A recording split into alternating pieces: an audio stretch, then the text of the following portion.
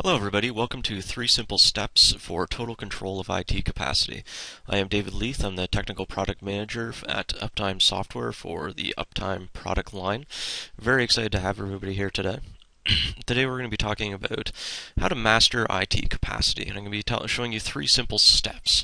Right, so the first step we're going to talk about is how to make the case for capacity management in your organization.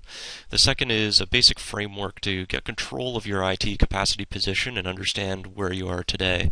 And the third step is getting from reactive to proactive so that you can start really getting one step ahead of the capacity in your environment, ensuring you're delivering the high quality services to your end users that they expect.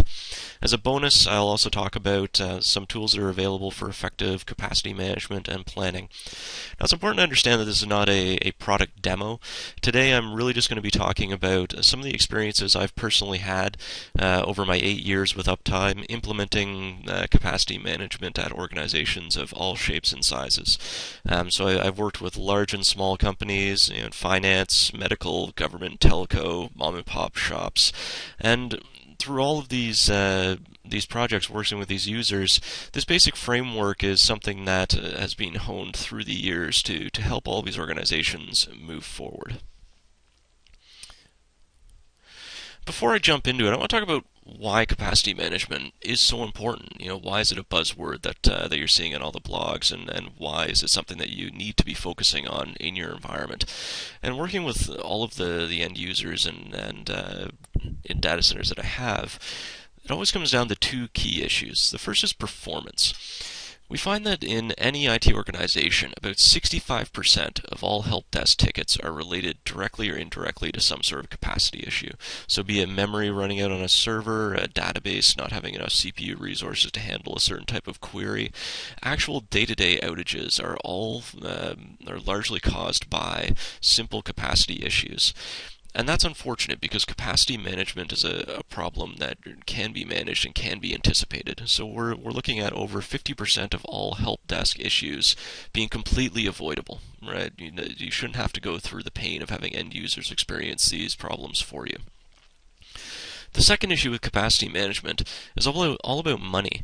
In our experiences dealing with users, we found that a typical server rollout in a large environment, you're looking at 30 to 50% of all physical resources are wasted on a day-to-day basis. So if you're talking about spending $100,000 to roll out new servers to handle anticipated capacity, we find that the reality is that those servers are rolled out to handle a capacity that may not ever materialize or is only there for certain peaks that happen for a short window across the actual process of a day. So you're looking at 50% of resources that could be reclaimed and put to better use to ensure that your production applications have all of the resources that they really need. Right, so CPU, memory, and I/O, you reclaim a lot of wasted capacity there. SAN capacity, a very big dollar figure to roll out new SAN. You want to make sure that it's being used efficiently and with data that is actually of high value to your organization.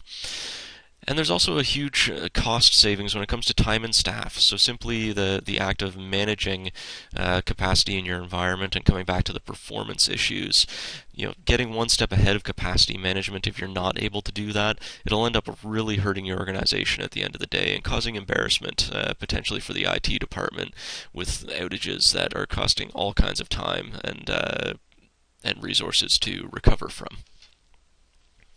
So today I'm going to talk about a specific user that I've worked with recently. So meet Dennis.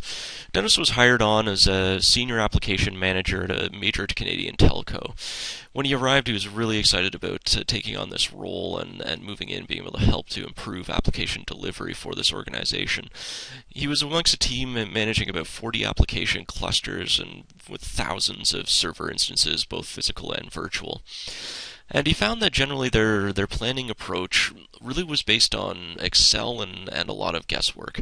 So they did have some basic capacity management processes in place where all of the different application managers would sit in a room once a week to review each other's data and try to make some real decisions about capacity management. But unfortunately, there wasn't enough discipline in how the data that they were looking at was actually created and presented. And it ended up resulting that the different application managers could never really make a decision about what capacity really was and where those resources really need to be spent. So we were looking at an organization that really had deadlock when it came to dealing with any type of proactive capacity management. And that was certainly a disservice to their users because they weren't able to make the best use of the resources that they had. So we helped Dennis through the process of implementing proper capacity management in his organization. So step one was all about how to make the case for capacity management. So Dennis noticed that there was really a stigma about capacity planning in his organization, right? In thinking that this was going to be $1 million problem. They had to bring in consultants, do a 12-month rollout for some highly advanced capacity management solution. And Dennis really looked at this problem and said, no, basic capacity planning is a basic problem. At the end of the day, it comes down to three essential questions. Very simply, how much capacity do I have? Am I using it? And most importantly, when am I going to run out? By simplifying the problem set and remembering that it really does boil down to these three key questions, the problem of capacity management becomes much more easy to grasp and easy to tackle. Sure, you can go out and spend millions of dollars on a truly in-depth capacity management solution that gets down to the super granular level, down to the individual transactions. But the reality is that most organizations simply do not need that level of detail. You'll find that you'll get 80% of the value for 20% of the cost by going with a much simpler, straightforward approach to capacity management in your environment. The second challenge about the case for capacity management and bringing on tooling to ensure that capacity management was done correctly was that there's really more of a business problem around the capacity management and a business problem for IT than an actual technical problem, and they had troubles really bridging the gap. Right, so the problem came down to the ability to build trust in IT that they can support the business through their growth in the coming years or months even. So Dennis was faced with questions such as, can I expand my sales by 50%? Will our website handle 1 million visitors this quarter? Can we hire 10% more staff this year? And unfortunately, as an application manager, he was expected to answer these questions, but found that he just simply didn't have the tooling in place to provide accurate answers that would be trustworthy and reliable in the eyes of the business user who is hearing the response. IT needs to be able to plan ahead and needs to be able to answer these types of questions if they're really going to continue to support the growth of the business and ensure that IT isn't a dragging factor on the corporation moving forward. Now, Dennis also found in his organization that he hit this classic capacity management, we call it the capacity management enigma, the overspend versus underprepared approach, which I talked about earlier. The reality that in Dennis's environment, he did find that 30% to 50% of all resources were unused. The exception, of course, being storage. No matter how much storage you buy, people will find a way to use it. What you really need to be sure of is that it's being used for the most effective data sources that it possibly can. You don't want to be storing stagnant files or files that are simply duplicates or backup files that are no longer needed. You need to make sure you're getting the most bang for buck and need tooling in place to be able to analyze that storage usage. Dennis also found that, lo and behold, 65% of all of their application outages were related to a capacity issue, so a completely avoidable problem. So this is causing a lot of embarrassment for the application managers, having end users call them because there was simply a bad user experience or a complete outage in the application front end. And with proper capacity management, those issues would have been completely avoided had they been more proactive in managing capacity. So these are the 3 points that Dennis was able to use to build a really, really good case for implementing a real capacity management process inside his data center. Step 2 is a simple framework that we advised Dennis to use to get a grasp on where he was from a capacity point of view today. So step 1 in the Getting Started framework, I'm going to focus again on trust. It's all about building trust in the data that you have, and building trust, first of all, within the IT department by implementing a single monitoring platform. Right? So traditionally, across different silos in a large data center, each individual silo, be it the network guys, the app guys, the database guys, they will all have their own tooling with their own metrics. Right? And in Dennis's organization, this was very much the case. And when they went to do capacity planning, each of the individual teams would bring forward their data. They would put it into a massive Excel spreadsheet and try to do basic planning based off of that data. It would be very clear that Excel is not a capacity management planning tool. Right? It is very open to human error. Right? It is very, very manual to import all of the data. But most importantly, it's also very, very prone to misinterpretation or various interpretations of the same data set. Simply because each individual department, each application manager is starting with different sources of data, importing that information into one source, it leads to a mistrust in that data. Everybody needs to be using a single, consistent set of performance metrics, very, very simply CPU, memory, network I/O, disk I/O, storage, and queues across the environment. One tool to gather all of that so that everybody can be looking at a single version of the truth in their environment. The second step in getting started is to define capacity needs in a single unit of measure. Now, this is an area where a lot of organizations are challenged and generally do choose to bring in outside help. But with the 4 steps I've outlined below, we can get a lot of bang for buck in moving forward in defining our capacity needs without bringing in outside consulting. So there's 4 steps that you'll want to go through. The first is defining the workloads. So this is the who, what, and how of the workloads that are going on in your environment. So in Dennis's example, one of their workloads ended up being something along the lines of our clients, our end users, need to pay their monthly bill, and they need to do that through the billing portal that we've provided online. So that workload is the end user facing business ready term for the capacity in your environment. So this is something everybody can understand. You have a certain number of people doing a certain thing in a certain way. Now, to bridge the gap between those business terms and the technical terms, what we also define is a unit of work measurement. So for each workload, what does that mean in terms of transactions, requests, page loads? Those are things that technical people who are managing the internal workings of these applications can deal with and can look at and relate directly. X number of transactions on the workload or on the environment means this much for this number of workloads. And you can start to really do planning around the workload numbers in a transaction request and page loads point of view. So with those 2 units, you can now start talking about the desired service levels. So how many workloads are we handling the process? What's our target for response time, average service time, percentage availability?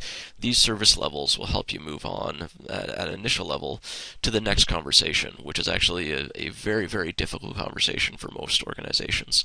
We call it the cost of loss versus the cost of service conversation. So once you've agreed on your desired service levels, you'll end up with a service level that is basically the perfect world implementation.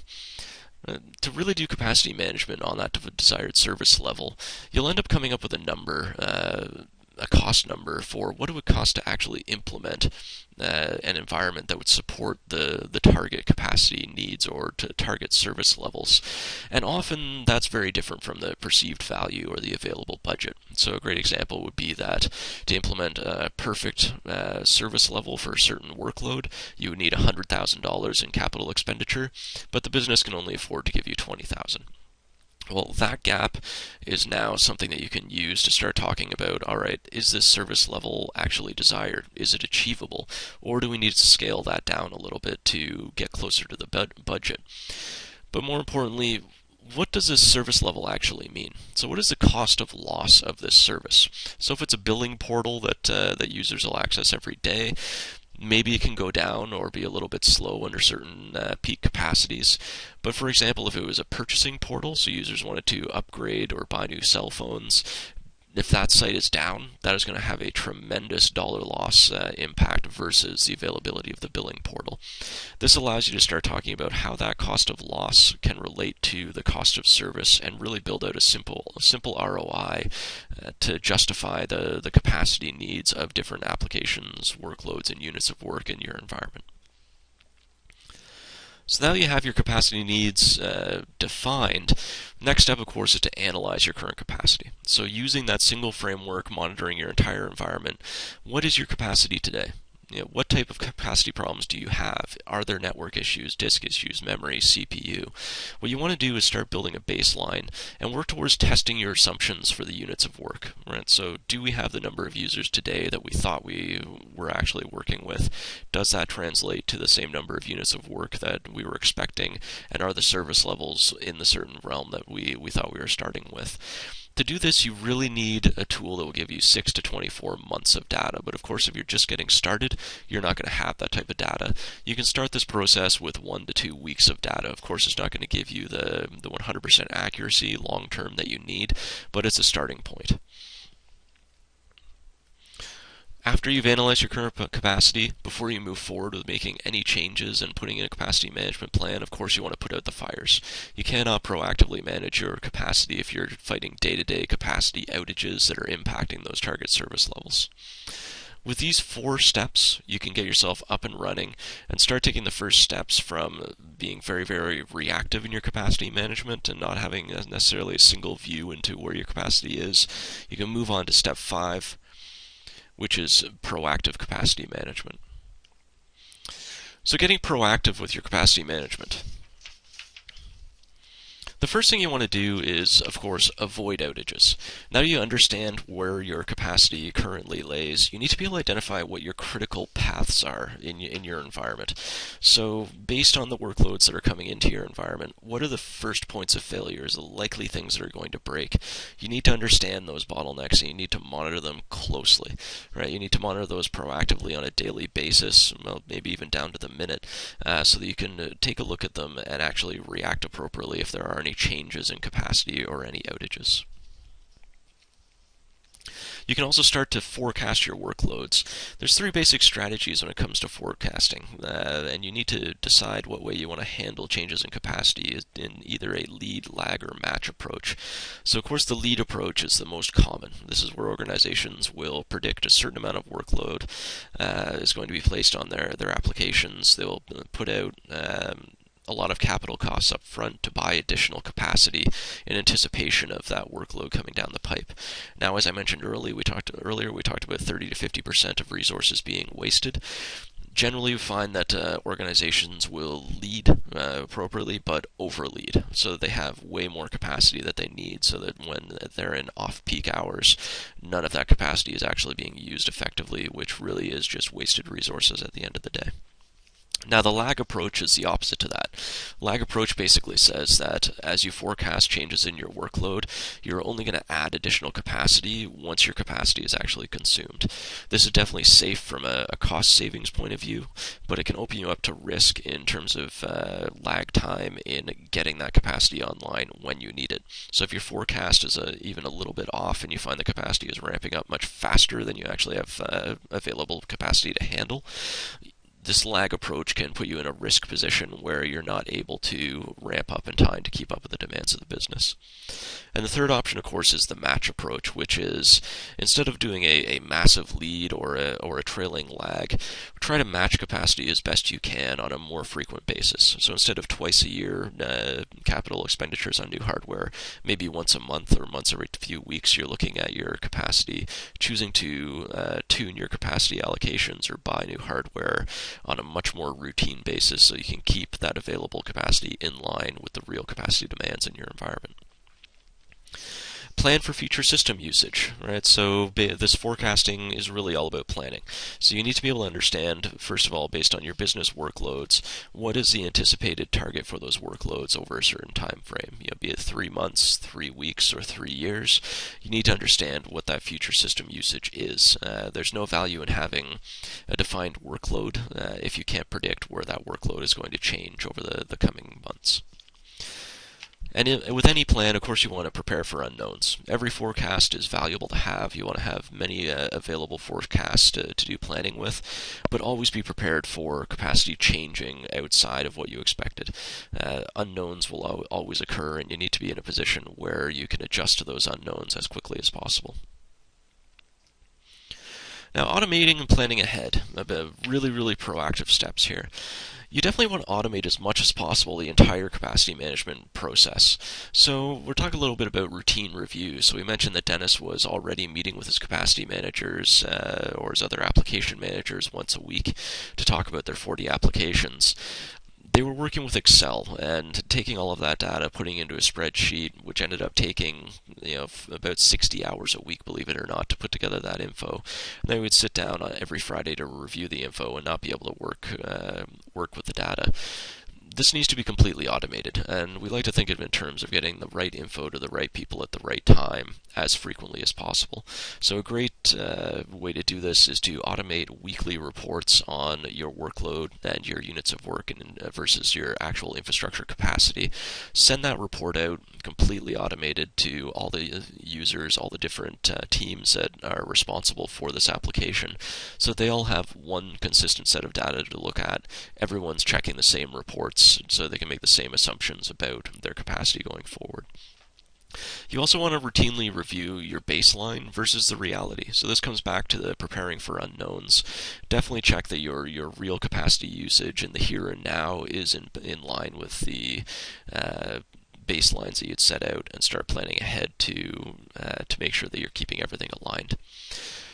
So, of course, in addition to weekly reviews or monthly reviews, absolutely quarterly planning is a must, right? Any type of forecast, you should be looking for 3 to 6 month windows. So this quarterly planning will help you really make sure you're staying one step ahead of the capacity demands in your environment and ensure that you are providing the service levels that your end users are expecting. So now I'm going to talk a little bit with these 3 steps, show a few screenshots and examples of specific tooling that was put in place by Uptime to help Dennis with these types of problems. So the first problem that he had in getting proactive was the ability to automate capacity reporting. So what I've included here is a quick screenshot of an example report from his environment, where we're looking very, very simply at 4 key bottlenecks, being CPU, memory, disk I/O, and network I/O, over a certain time span. And what these 4 charts allow you to do is easily see what your current total capacity is, your available capacity, what capacity you're using, and it also gives you the ability to do week over week or month over month type comparisons to compare your current reality versus the baselines of previous weeks, so you can see whether your capacity is trending up, down, or flatlining, and start to get early indications of changes that you need to make in your environment. The second problem was about finding that critical path and understanding where the resource bottlenecks were in the environment. In this example enterprise CPU utilization report, it allows you to instantly highlight the grand total from a CPU point of view. What is the total CPU capacity you have available in your environment, and how much are you using? This is a shot from one of our labs, so you can see we're actually only using 7% of the resources. That's admittedly low, but we know instantly that we have a lot of resources available. We can also see in the lower table who are our top offenders. Right? This chart allows you to compare across different architectures, so compare power platforms to x86 platforms in a single unit of measure, so you can really understand what your capacity is and where your problem children are in the overall environment. And also compare, very, very importantly, the peak usage during a day versus the overall usage during the day. So if you know your peak is during business hours, or maybe just between 8 a.m. and 10 a.m. when everyone's coming to work, this will allow you to directly compare CPU usage across the entire enterprise for that peak time versus the off hours, so you can understand how that change in capacity will impact the availability of your services. The third problem that Dennis had was the ability to review live capacity info. And this example dashboard gives you the here and now view, be it in a NOC display or on your desktop, for what is your current CPU, memory, disk busy, and disk capacity across your entire organization. What are the levels of usage today versus the maximums, and how is it trending over the last 24 hours? Are there spikes or issues going on right now that we need to monitor, alert on, and proactively manage to make sure that we're able to meet those service levels that we've agreed on with users? So again, that wraps up the mastering IT capacity. So again, why are we talking about this? Performance, 65% or 65% of help desk tickets related directly or indirectly to capacity issues, and money. We can't have a team spending all this time managing help desk tickets that they could have been totally avoided had they been more proactive about capacity management. And we want to make sure that we're really making use of all of those precious capacity or capital purchases that we've made. We don't want to have servers and network equipment sitting around idly used. It needs to be used as effectively as possible to make sure that all of your production applications are serviced appropriately. If you have any of these problems in your environment and you'd like to try working on this framework to move forward in your organization, I invite you to try out a free uptime proof of concept. You can contact sales@uptimesoftware.com or visit our website for a free 30-day evaluation. Thank you all for your time. Feel free to contact me. Again, I'm David Leith, the Technical Product Manager for the Uptime product. Thank you for joining me today, and take care.